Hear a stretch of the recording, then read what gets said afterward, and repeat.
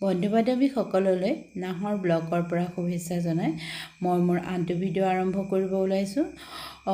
অসমীয়া কেঁচা সোণৰ গহনাৰ দৰে কিদৰে মালদিত দি ঘৰতে কেঁচা সোণৰ নিচিনা গহনা বনাব পাৰি তাক লৈ এই ভিডিঅ'টো বনাইছোঁ। আৰু অতি সহজ পদ্ধতিৰে অতি কম খৰচতে এই গহনা বনাব পাৰি। আপুনি যেনেকুৱা ডিজাইন মন যায় সেনেকুৱা ডিজাইনে দি পেলাই এই গহনা বনাই পিন্ধিব পাৰে। মই প্ৰথমতে এই ভিডিঅ'টো বনাবলৈ এই মালদিত পেকেটটো ধুনীয়াকৈ কাটি পেলাই তাৰ পৰা মালদিতখিনি উলিয়াই দুটা ৰঙৰ মালদিতখিনি উলিয়াই লৈ পেলাই মই আটা যিদৰে মঠে তেনেদৰে মই মঠিলোঁ। একদম এটা কালাৰ হোৱালৈকে মই লাডুখিনি পিটিকি একদম কোমল কৰি পেলাইছিলোঁ। কোমল কৰি পেলাই এটা কালাৰ কৰি পেলালোঁ। এয়া দেখিছেনে মই ধুনীয়াকৈ এটা কালাৰ কৰি পেলালোঁ। এনেদৰে ধুনীয়াকৈ মিহিকৈ মানে হাতেৰে মঠি পেলাব লাগে। মঠি পেলালে যে ইটো ৰং আৰু আনটো ৰং দুইটা যে বেলেগ বেলেগ ৰং সেইটো ধৰিবই পৰা নাযায়। একদম সহজতে দুইখিনি মিলি যায় আৰু মিলি গ'লে এই গহনাটো বনাবলৈ বহুত ধুনীয়া হয়। মানে কি হয় জানেনে, মিলি গ'লে আঠাটো আৰু ধুনীয়াকৈ মানে টান হৈ যায়গৈ। এই মালদিতখিনি মানে মিলাই লোৱাটোৱে ডাঙৰ কথা। মই এয়া চাওকচোন মালদিতখিনি টুকুৰা টুকুৰকৈ কৰি লৈ মণিমালাৰ সেই মণিখিনি মই বনাম। মই মালদিতখিনি ধুনীয়াকৈ সৰু সৰু লাডু কৰি পেলালোঁ। সৰু সৰু অকণমানিকা বলৰ নিচিনা মানে মণিগুটিৰ নিচিনাকৈ মই বনাই পেলালোঁ। এয়া দেখিছেনে মই কি ধুনীয়াকৈ মণিগুটিৰ নিচিনাকৈ বনাই পেলালোঁ। মোৰ হাতটো আঠা লগাৰ কাৰণে মই কি কৰিলোঁ, অকণমান পাউডাৰ সানি ল'লোঁ আৰু পাউডাৰ সানি কি কৰিলোঁ, মালদিতখিনি ধুনীয়াকৈ মই হাতেৰে আকৌ গোল কৰি দিলোঁ। কাৰণ মণিমালাৰ মণিখিনিতো খুব ধুনীয়া গোল হয়, সেইকাৰণে মই হাতেৰে আৰু ধুনীয়াকৈ গোল কৰি অকণমান পিটিকি দিলোঁ। চাওকচোন মোৰ মণিখিনি প্ৰায় হৈয়ে গ'ল। গোটেইখিনি মণি খালি শুকাবলৈ আৰু লাডুখিনি গোল কৰিবলৈ মই এনেদৰে হাতেৰে ঘূৰাই থাকিলোঁ যেন লাডুখিনি সোনকালে হৈ যায়। আৰু এতিয়া কি কৰিলোঁ, এটা বেজি দি পেলাই ডাঙৰ বেজি দি পেলাই মই ধুনীয়াকৈ ফুটা দুটা উলিয়াই পেলালোঁ।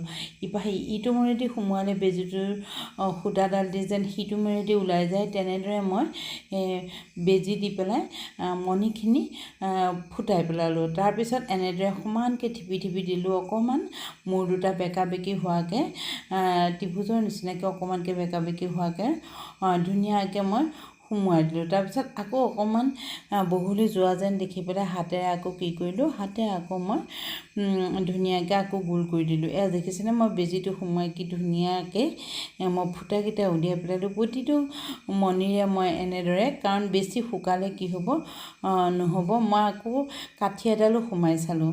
বেজি ফুটা দি কাঠিডালো সোমোৱাই চালোঁ।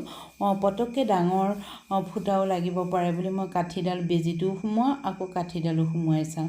এনেদৰে অতি সহজতে মই মণিখিনি ফুটা উলিয়াই পেলালোঁ। আৰু কি হয়, যদি মণিখিনি এই অকণমান ঢিলা হৈ থাকোঁতে যদি মই ফুটাখিনি উলিয়াই নলওঁ তেতিয়াহ'লে কি হ'ব জানেনে, গোটেই মণিখিনি মাজেদি মই বেজিটোও সোমোৱাব নোৱাৰিম আৰু ৰছীও সোমোৱাব নোৱাৰিম। তেতিয়া টান হৈ যাব, ফুটা উলিয়াবলৈ বহুত কষ্ট হৈ পৰিব। সেইকাৰণে মই কোমল হৈ থাকোঁতে ধুনীয়াকৈ ফুটাখিনি উলিয়াই গোটেই মালদিতৰ মণিখিনি মই ঘূৰণীয়া কৰি পেলালোঁ। তাৰপিছত সেইখিনি শুকোৱাৰ পিছত মই 5 ঘণ্টামান ৰ'দত দি থ'লোঁ। শুকোৱাৰ পিছতে ৰ'দত নিদিলেও হয়, আপোনালোকে ভিতৰত থ'লেও শুকাই যাব 5 ঘণ্টামান। মই ৰ'দতে দি দিলোঁ।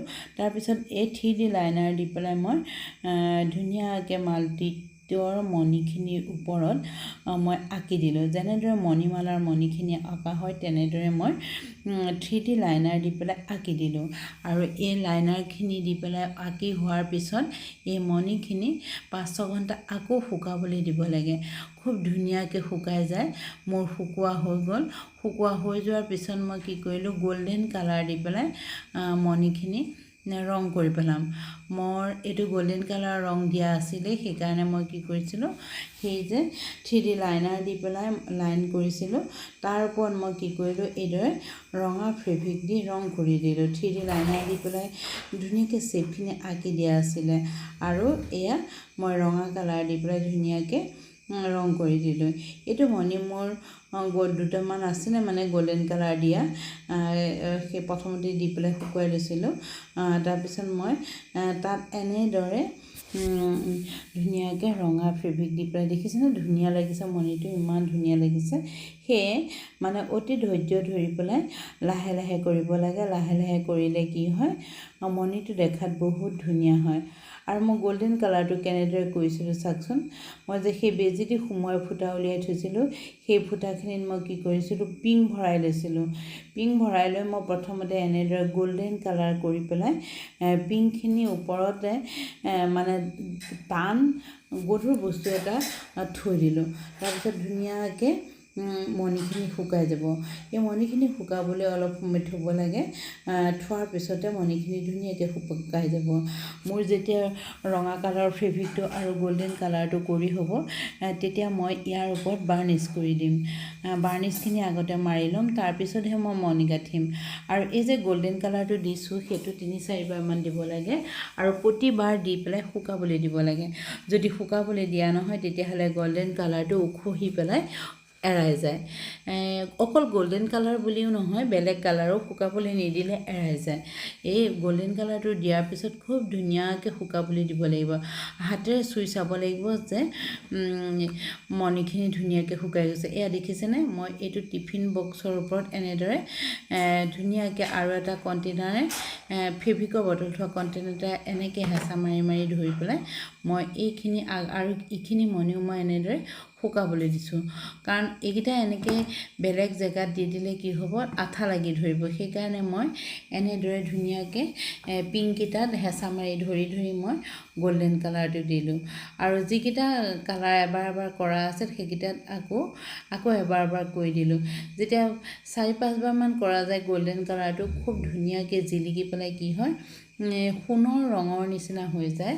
যেন কেঁচা সোণেহে মণিখিনি বনোৱা হৈছে তেনেকুৱা নিচিনা লাগে সেইকাৰণে মই 3-4বাৰমান গোল্ডেন কালাৰটো দিওঁ তাৰ ওপৰতহে ৰঙা ফেব্ৰিকটো বা ক'লা ফেব্ৰিক বা ষ্ট'ন এনেকৈ লগাই দিওঁ প্ৰথমতে গোল্ডেন কালাৰটো মই 4-5বাৰ দিওঁ এয়া মোৰ মণিখিনি প্ৰায় হৈয়ে গ'ল প্ৰায় মানে গোটেইখিনিয়ে হৈ গ'ল এতিয়া মই মণি গুঠিছোঁ চাওকচোন এই মণিখিনি গুঠোঁতে মই কি কৰিছোঁ সূতাডালত মই তাঁৰৰে বেজি এটা বনাই লৈছোঁ আৰু সেই বেজিটো দি পেলাই মই মণিখিনি ধুনীয়াকৈ সোমোৱাই গ'লোঁ আৰু মোৰ মণিখিনি খুব ধুনীয়াকৈ হৈ যাব চাওকচোন মণিখিনি দেখি কি ধুনীয়া লাগিছে কালাৰটো অকণমানকৈ ৰঙা কালাৰটো দেখি বহুত ধুনীয়া লাগিছে বন্ধুসকল মোৰ ভিডিঅ'টো আপোনালোকে যদি ভাল পায় তেতিয়াহ'লে লাইক কমেণ্ট শ্বেয়াৰ লগতে যিসকল বন্ধুৱে মোৰ চেনেলটো এতিয়াও ছাবস্ক্ৰাইব কৰা নাই তেওঁলোকে মোৰ চেনেলটো ছাবস্ক্ৰাইব কৰি আৰু ফেচবুকত থকা মোৰ নাহৰ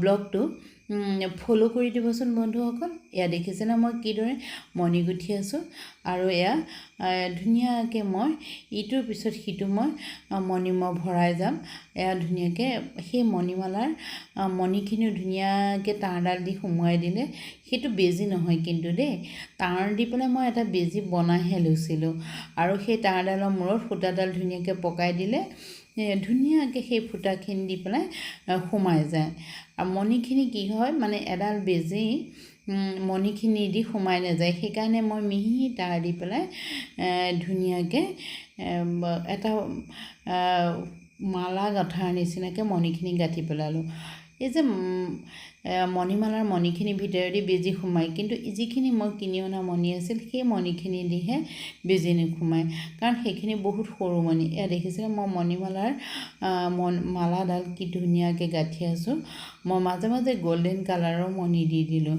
দেখাত ইমান ধুনীয়া লাগিছে নহয় বন্ধুসকল বিহু বুলি মই এই মণিমালাৰ ছেটটোৰ লগতে আৰু কেইবাটাও ছেট বনাইছোঁ আপোনালোকক বাৰু দেখুৱাম এয়া চাওকচোন মই টাৰ্চেলডাল কি ধুনীয়াকৈ সোমোৱাই দিছোঁ সেই ৰছীডালেদি সোমোৱাই পেলাই ধুনীয়াকৈ মই টানি টানি গাঁঠি কেইটামান মাৰি দিম এই টাৰ্চেলডাল মই কিছুমান মণিত ঘৰতে বনাওঁ কিন্তু এইডাল মই কিনি আনিছিলোঁ আপোনালোকৰো যদি এনেকুৱা মণিৰ ছেট বনাব বিচাৰে তেতিয়াহ'লে অনলাইনতে সকলোখিনি কিনিবলৈ পাব দোকানততো কিনিবলৈ পায়েই তথাপিতো দোকানলৈ যোৱাৰ অসুবিধা হ'লে অনলাইনতে কিনিবলৈ পাব মই আচলতে দোকানলৈ গৈ কিনিছিলোঁ, কিন্তু টাৰ্চেলডালহে অনলাইনত অৰ্ডাৰ দি আনিছিলোঁ। দেখিবলৈ বহুত ধুনীয়া লাগিছিল, আৰু এয়া চাওকচোন, মই ধুনীয়াকৈ টানি টানি কেইবাটাও গাঁঠি মাৰি দিলোঁ। গাঁঠিকেইটা টানি টানি মাৰি দিলে কি হয়, পিছলি পেলাই ওলাই যোৱাৰ ভয় নাথাকে। মই আকৌ গাঁঠিকেইটা মাৰি কি কৰি দিওঁ জানেনে, ধুনীয়াকৈ মেচ দি পেলাই ৰছীডাল প্লাষ্টিকৰ নিচিনা আছিল কাৰণে ৰছীডাল মই পুৰি পেলাওঁ।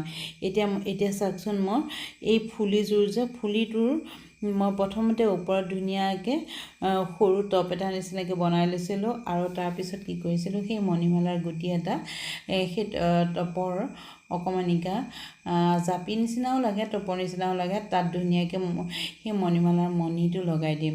ইমান ধুনীয়া লাগিছে নহয়, তলদি অকণমান মণিমালা মণিটো ওলমি থাকিব।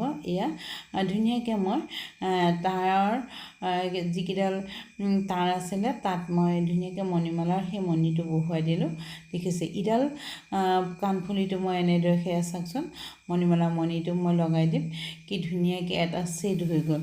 ছেটটো দেখাতেই ইমান ধুনীয়া লাগিছে নহয়, আঁতৰৰ পৰা দেখিলেতো মানুহে সেইটো ঘৰত বনোৱা অসমীয়া গহনাৰ ছেট বুলি নকয়, এইটো কেঁচা সোণৰ অসমীয়া গহনাৰ ছেট বুলিহে ক'ব। দেখিছেনে, ফুলিযোৰ কিমান ধুনীয়া লাগিছে, লগতে এই মণিডাল বহুত ধুনীয়া লাগিছে। কিনিবলৈ গ'লে যিটো বিচৰা যায় সেইটো পোৱা নাযায়, সেইকাৰণে ঘৰত বনাবলৈ হ'লে যিটো বিচাৰি পোৱা যায় সেইটোৱে বনাব পাৰি। এয়া দেখিছেনে কি ধুনীয়া লাগিছে মণিডাল আৰু ফুলিযোৰ।